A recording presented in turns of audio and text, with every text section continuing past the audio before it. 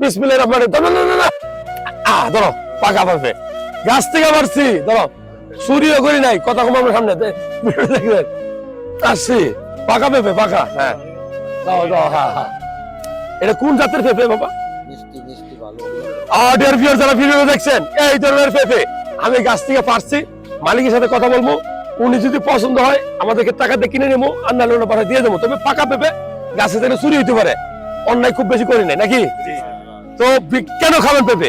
এই পেঁপে একমাত্র ফল বা সবজি আপনি যা পায়খানা নরম করবে, যাদের অনেক কোষ্ঠকাঠিন্য হয়, পায়খানা খুব কষা হয়, হ্যাঁ সবসময় ওষুধ খেতে হয়, তারা নিয়মিত পেঁপে খাবেন, আপনাদের পায়খানা লুজ হবে।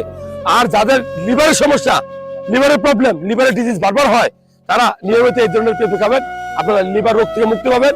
আর যাদের ঘন ঘন কৃমি হয়, পেঁপের বিচি পানিতে গুলে খেয়ে ফেলবেন, আপনাদের কৃমি হবে খুব কম।